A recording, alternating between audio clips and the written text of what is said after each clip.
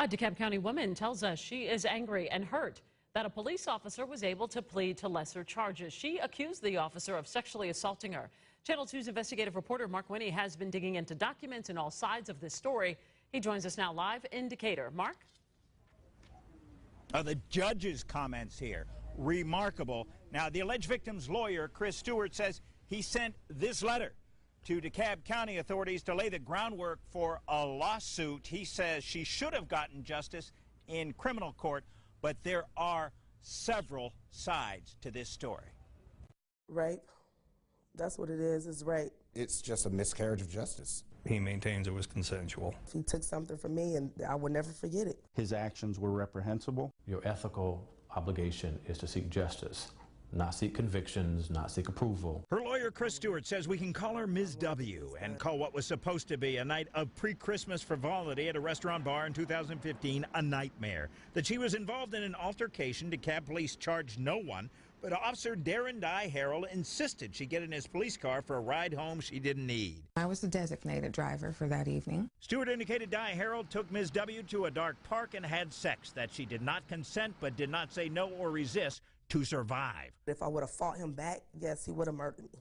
He would have took my life, and I got kids. We took very swift action. Arrest warrants charged Dye Harrell with aggravated sodomy. Could that be called a form of sexual assault? It is, yes. Kidnapping, false statements and writings, and violation of oath. His behavior and conduct was criminal. But later, the indictment in the case listed only 2 charges: making a false statement and violation of oath. No aggravated sodomy or kidnapping counts. Records indicate he pled guilty, and the judge accepted the prosecution's recommendation, which his lawyer says boiled down to 1 year in prison, 4 years probation, a fine, community service, a psychosexual evaluation, and STD test. It was a fair result. Travesty. Given what you started with, this was a remarkable result, was it not? It was. His lawyer says Dye Harrell pled guilty to the only crimes he committed, but the judge had serious questions. She fought for my client. The court transcript shows Judge Linda Hunter asked, "Why isn't this a rape charge?" The prosecutor replies in part, "Even though we do not believe that we can prove that she consented, at the same time we do not believe we can prove beyond a reasonable doubt that the officer knew she was not consenting to it." The judge, "That's up to the jury. He was in a uniform. She was in a police car." The prosecutor indicated the alleged victim tested positive for a significant amount of alcohol and for drugs, a factor he suggested that would go towards her credibility when she would testify in court. "That doesn't excuse what happened," he said. "Usually," said the judge, "if you're vulnerable, it makes you more susceptible to being victimized."